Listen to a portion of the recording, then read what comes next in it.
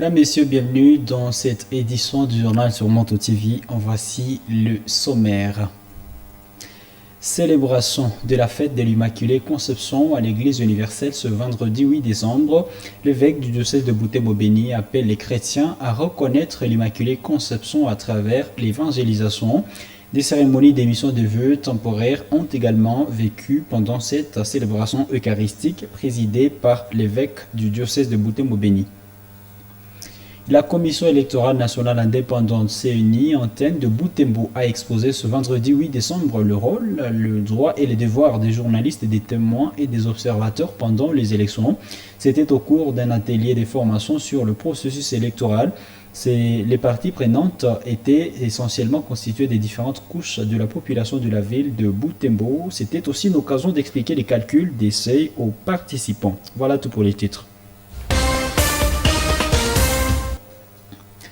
Mesdames, Messieurs, bienvenue dans le détail de cette édition. Chaque 8 décembre, l'Église universelle célèbre l'Immaculée Conception. À l'occasion de cette journée, 3 sœurs de la congrégation de la Sainte Famille de Spoleto ont émis leurs vœux temporaires. L'évêque du diocèse de Butembo-Beni, qui a présidé à cette activité, a demandé aux chrétiens de reconnaître l'Immaculée Conception à travers l'évangélisation. Suivez ce reportage de Delphin Voya. Voilà, on nous signale que l'élément n'est pas prêt. Nous allons y revenir un peu plus tard pour la même occasion. Donc, l'Institut Malkia Wambingu, le complexe scolaire de l'Assomption et l'école primaire d'application New Kikion pour patronne Marie de l'Immaculée Conception ont célébré cette journée avec faste. Les élèves, les écoliers et les enseignants de ces institutions scolaires se sont réunis à l'Institut Malkia Wambingu pour différentes activités y relatives. Nous allons encore une fois de plus y revenir un peu plus tard dans cette édition. Nous l'avons également évoqué dans le sommaire. La Commission électorale nationale indépendante CENI, antenne de Butembo, a organisé un atelier de formation sur le processus électoral ce vendredi 8 décembre à la ville de Butembo. Différentes couches de la population ont été conviées à ces assises organisées dans la grande salle de l'hôtel de ville. Les participants ont été édifiés sur plusieurs thématiques, dont le rôle des journalistes et des témoins et observateurs. Suivez ce reportage des Promesses Bouyana et Mirembe Titawite. Ces assises ont commencé à 10h30. Une équipe de la CENI conduite par le chef d'antenne de Butembo, le superviseur national des élections AV de Butembo, était sur place. Dans son mot d'ouverture, le président de la CENI à Butembo a remercié la population de Butembo pour son implication dans le processus électoral à cours. Le superviseur de la CENI AV de Butembo, M. Mboussaba Houere, ayant pris la parole, a expliqué à l'assistance les rôles, les droits et les devoirs des journalistes, des témoins et des observateurs pendant les élections.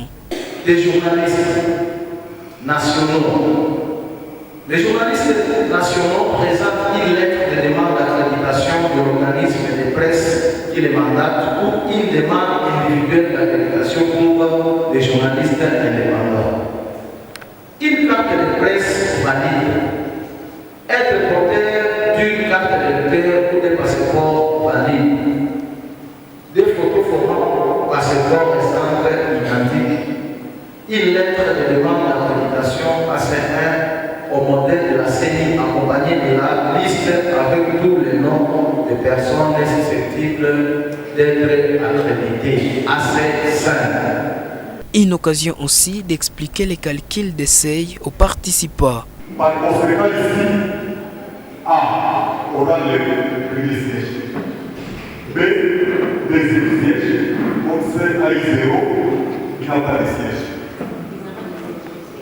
Alors, on peut se retrouver, nous avons 3 sièges, donc il reste un siège. Ok, de récupérer les sièges pour la liste A et la liste B. Alors, pour les sièges qui restent, c'est maintenant qu'on utilise la règle de la plus forte reste.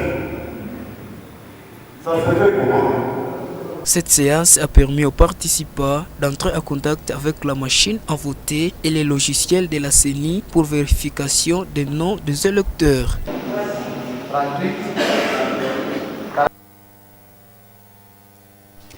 Au cours de cette même assise, le superviseur de la CENI a expliqué les procédures à suivre le jour du vote. Il a procédé étape par étape du remplissage de bulletins au vote proclamadi.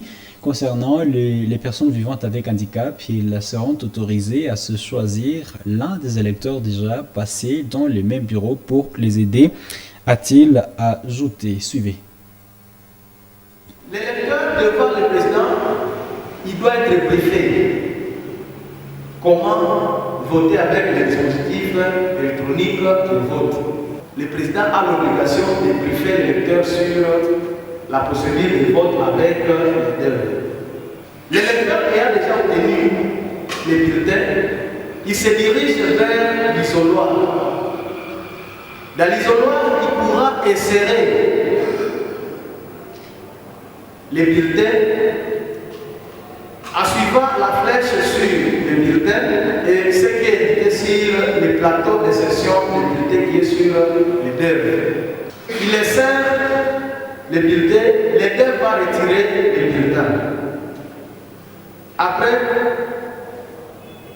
les deux va directement afficher les candidats à la présidence.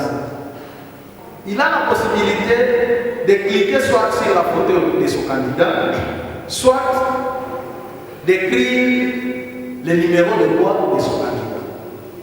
Quand il clique sur la photo du candidat, on affiche d'abord le candidat à grand, la photo à grand et le nom même. Il y a de confirmer ou annuler. Donc si c'est lui, effectivement, il doit faire quoi? Il doit confirmer. Et maintenant, pour ceux-là qui doivent utiliser les numéros, vous insérez les numéros, on vous amène d'abord les candidats à grand. Vous pouvez soit confirmer, soit annuler. Confirmer si c'est lui, annuler si ce n'est pas les candidats dont vous cherchez. Après la confirmation, on passe directement au second scrutin d'habitation nationale. L'électeur pourra faire la même chose.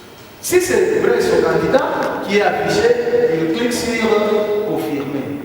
Si ce n'est pas lui, il annule, il recherche encore. Quand il va confirmer, il passe au troisième scrutin d'habitation provinciale. La même chose, la même procédure pourra s'appliquer.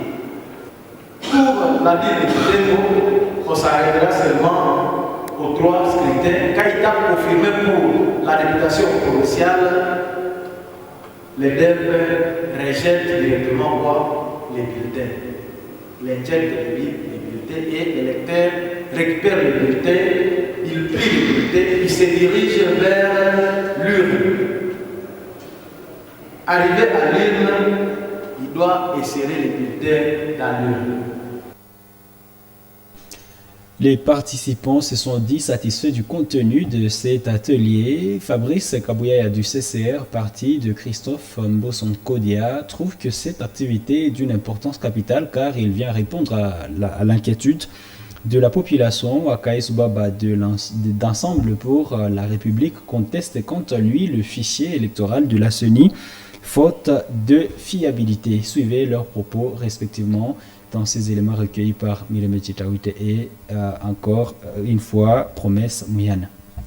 Nous disons mieux vaut tard que jamais. Voilà, à quelques jours, nous sommes aujourd'hui le 8, à 12 jours de la tenue des élections. La CENI a quand même pensé qu'il pouvait commencer à communiquer et je pense qu'il nous revient aussi de plein droit, comme des partenaires, à continuer à faire cette même communication pour permettre à tous les électeurs de participer à ces devoirs civiques le 20 décembre et il y a toutes les informations possibles. Na ninaweza kuwaita wakaaji wasiwe na wasi.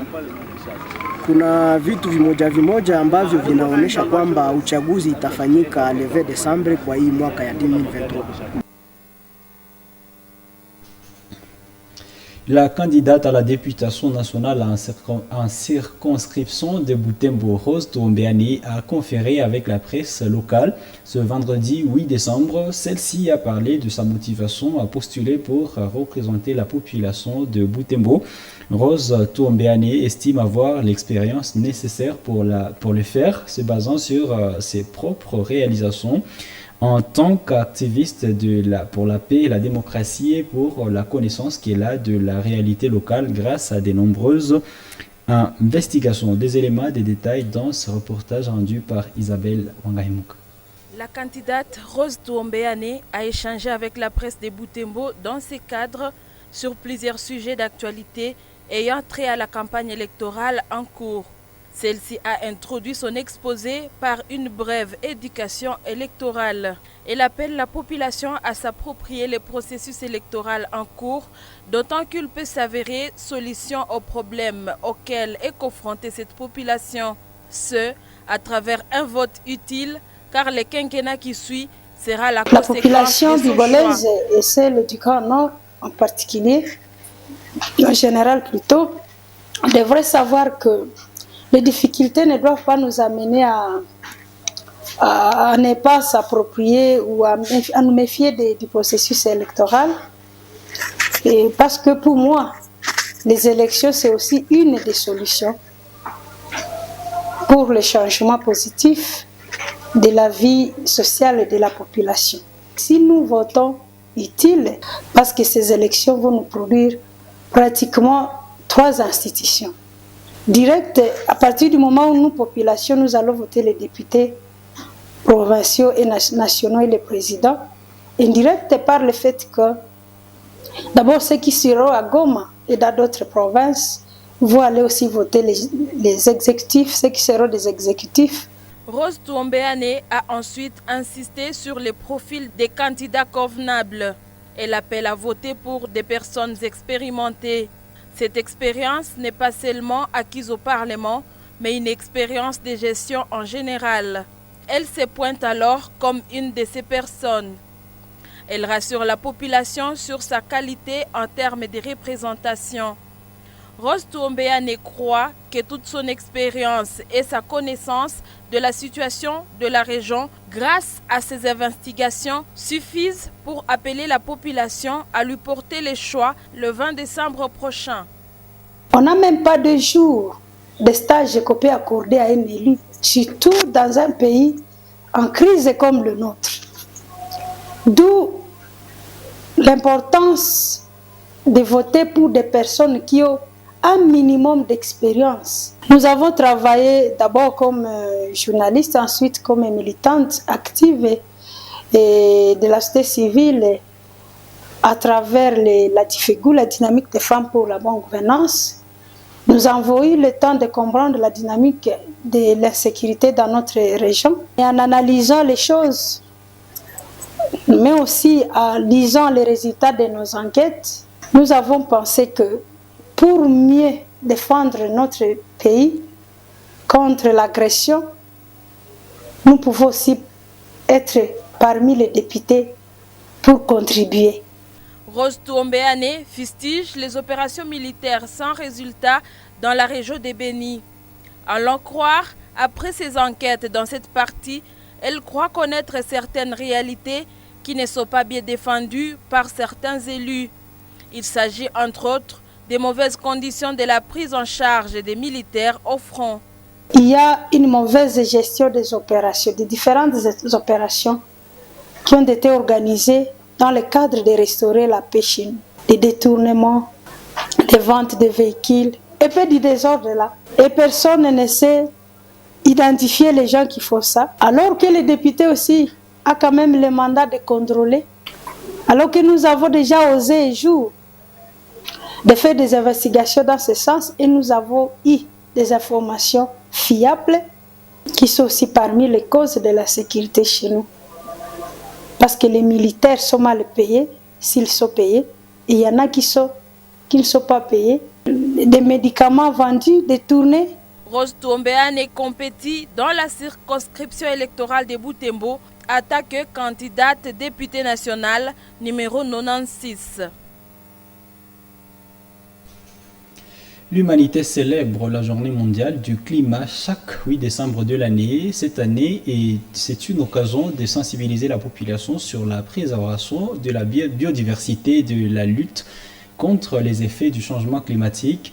Sorel Wasukundi, enseignant en sciences agronomiques à l'UCG, explique l'impact du changement climatique sur la vie humaine. Il cite par exemple l'accentuation des maladies cardiovasculaires, la baisse des productions agricoles, une probable disparition des espèces animales dans des forêts suite à la sécheresse. Cet enseignant invite la population à réduire l'usage des matériels émettant du gaz. Suivez-le dans ce propos recueilli par Nelly Mungisel. Oui, par le changement climatique, nous pouvons d'abord comprendre le fait que la répétition des phénomènes climatiques ou des facteurs du climat peut changer au cours des temps. Et je donne juste un exemple. On s'attendait à un mois pluvieux pendant longtemps, mais on commence à se rendre compte que de plus en plus ce mois n'est plus pluvieux, il est devenu sec. Il y a des conséquences. Moi, par exemple, je suis dans le domaine de la foresterie.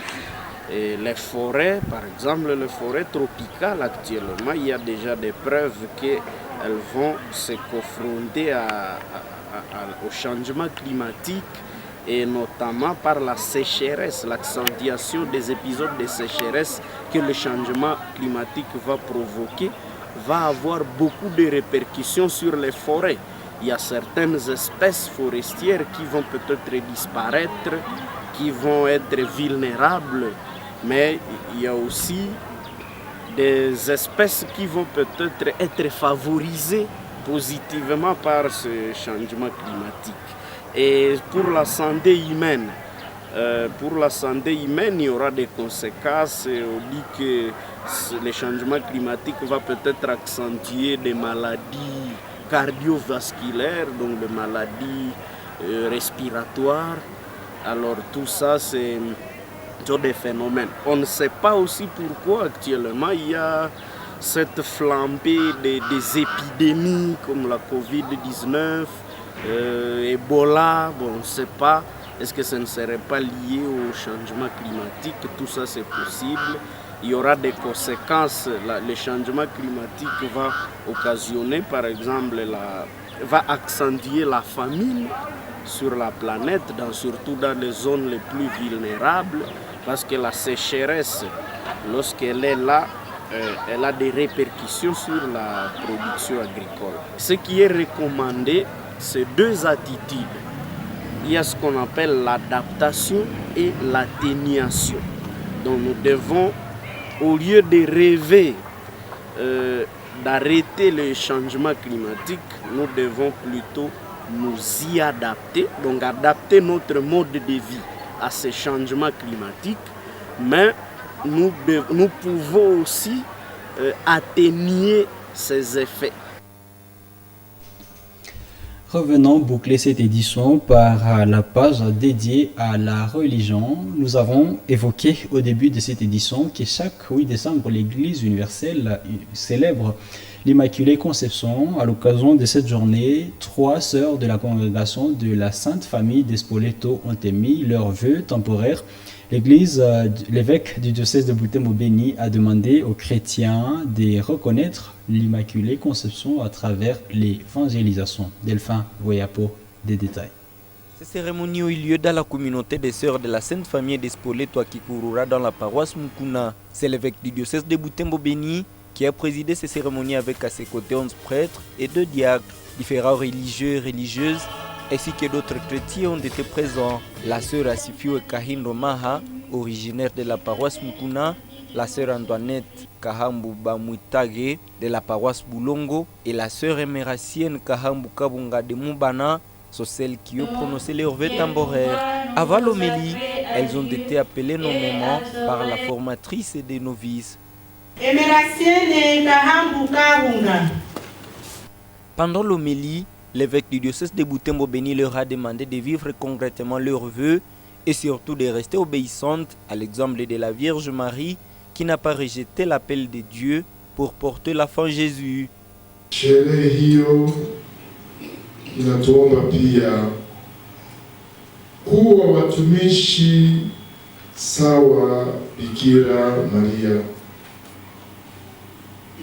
alipochaguliwa kwa kumzaa Mwokozi, Bikira Maria alijibu, ndimi mtumishi wake Bwana, nitendewe vile ulivyosema.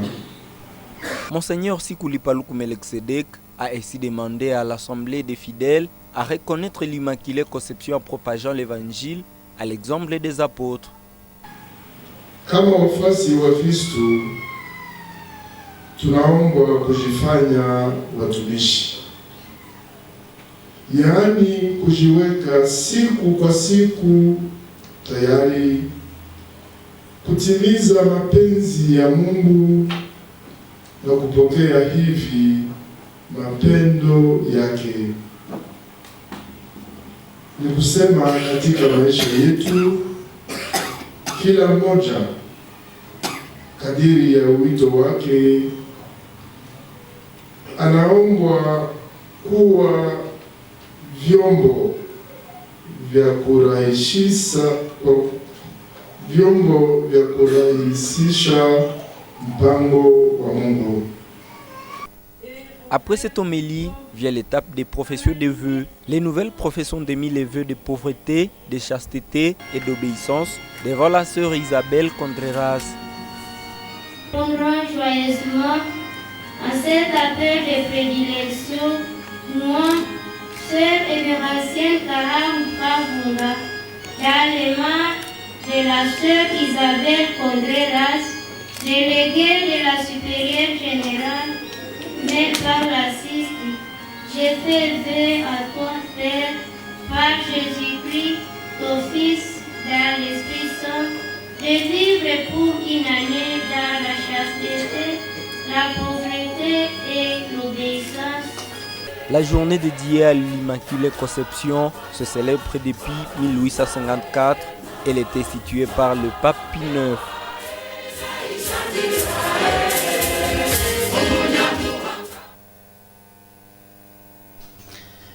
Par la même occasion, l'Institut Malkia Wambingu, le complexe scolaire de l'Assomption et l'école primaire d'application Nyuki ont pour patronne, donc ont célébré, qui ont pour patronne Marie de l'Immaculée Conception, ont célébré cette journée avec faste. Les élèves, les écoliers et les enseignants de ces institutions scolaires se sont réunis à l'Institut Malkia Wambingu pour différentes activités y relatives. Et suivez ce reportage de Nzanzouaïnda Samuel rendu par Nelly Monisel. C'est dans cette cour de l'Institut Malkia Wambingu où ils se sont fixés rendez-vous. Les élèves, les écoliers et leurs parents, ainsi que les enseignants, ont participé à une célébration eucharistique. Monsieur l'abbé Claude Mbokani, délégué par l'évêque de Butembo Beni, a dit cette messe accompagnée de 3 prêtres assomptionnistes, aumôniers de 3 établissements scolaires qui composent le complexe scolaire Malkia Wambingu. Dans son homélie, les célébrants du jour a appelé les participants à éviter les péchés pour vivre comme la Vierge Marie. Ainsi, il les a invités chacun à être la solution aux problèmes de son semblable. Mon premier message en cette année et surtout à la célébration de cette journée, que chacun de nous s'efforce d'être pur. D'être pur pour que toutes les fois que tu pries ton Dieu, tout ce que tu lui demandes, il va te l'accorder. Nous devons nous efforcer de ne pas chaque fois nous dédouaner toutes les fois que nous avons commis le mal, toutes les fois que nous avons commis le péché, toutes les fois que nous avons commis l'infraction où nous sommes tombés dans l'indiscipline comme nous sommes à l'école ici. Tout ce qui est d'accord irresponsable, lui tu es pour la joie si c'est au Toulifal. Je veux nous inviter nous aussi, et c'est le dernier message, que chacun d'entre nous soit une solution au problème de l'autre. Kila mtu ajikaze kuwa jibu kwa shida ya mwingine sur notre colline ici. L'ambiance était festive à l'église. Différents mots de circonstances ont été dits avant la fin de cette messe, entre autres ces mots. Et l'Immaculée Conception de la bienheureuse Vierge Marie, notre Mère et patronne de l'Institut Malkia Wambingu, nous rendons grâce à Dieu, Maître du temps et de l'histoire qui a permis que nous nous rassemblions ici pour cette célébration eucharistique exceptionnelle.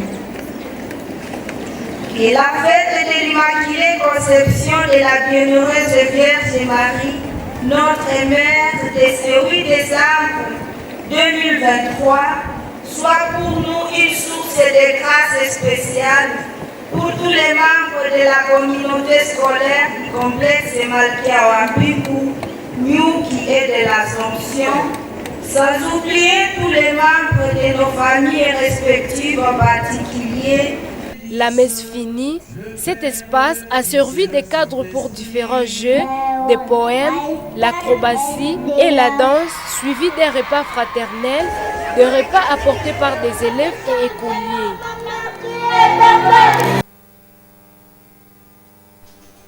Mesdames et messieurs, c'est la fin de cette édition du journal sur Moto TV. Merci à vous qui l'avez regardé. Portez-vous bien. Au revoir et bon week-end à toutes et à tous.